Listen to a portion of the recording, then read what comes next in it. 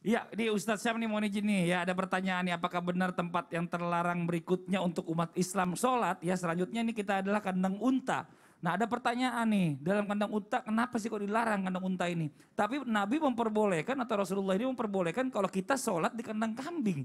Ini apa yang membedakan? Mau izin penjelasannya Ustadz Syam. Baik, bismillahirrahmanirrahim. Tabi guruku Ustaz Maulana Habib Muhammad Mas Fadli yang dimuliakan Allah Subhanahu wa taala serta para alim ulama yang dimuliakan Allah Subhanahu wa taala. Rasulullah sallallahu alaihi wasallam ditanya mengenai yang namanya wudu karena memakan daging unta, beliau menjawab berwudulah karena memakan daging unta. Beliau ditanya mengenai berwudu karena memakan daging kambing, beliau menjawab tidak perlu berwudu karena memakan daging kambing.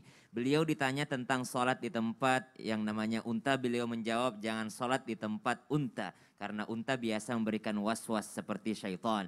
Beliau ditanya yang namanya tempat yang kandang kambing. Namun Rasulullah SAW menjawab silahkan sholat di kandang kambing. Di sana mendatangkan keberkahan atau ketenangan. Hadis riwayat Abu Daud. Kita lihat dulu. Dalam kalangan Syafi'iyah maka segala jenis kotoran itu adalah najis.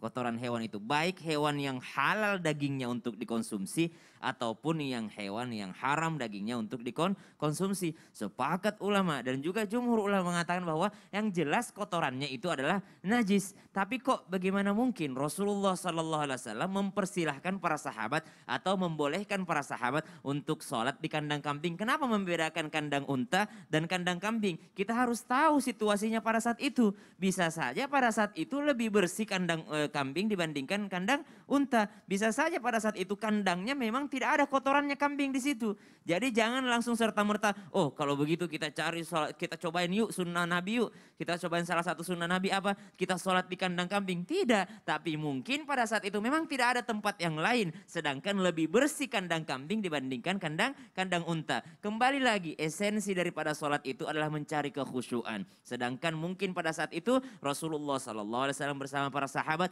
melihat kekhusyuan ini lebih bisa didapatkan di kandang kambing dibandingkan di kandang onta. Walaupun ada alasan lainnya. Alasan lainnya adalah termasuk diantaranya, mohon maaf, bisa meminum yang namanya susu onta, bisa meminum juga yang namanya dalam air seninya onta. Ustadz Tapi Maulana udah pernah. udah pernah.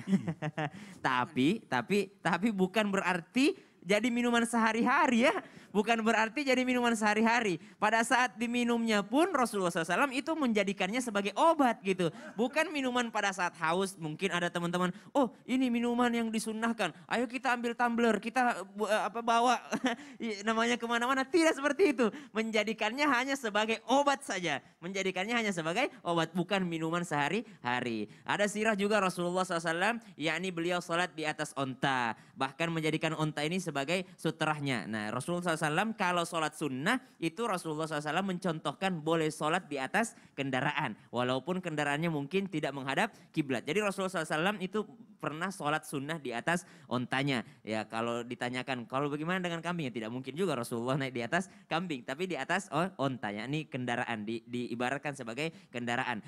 Onta itu adalah binatang yang suci. Termasuk daripada binatang yang suci. Namun Syafi'iyah, jumhur ulama dalam mazhab Syafi'iyah mengatakan bahwa segala jenis kotoran baik yang halal dagingnya ataupun yang haram semuanya adalah najis. Wallahu Masya Allah. a'lam. Jazakallah khairan kasihan Sama-sama Mas penjelasannya. Fadli. Makasih banyak Ustadz Syam.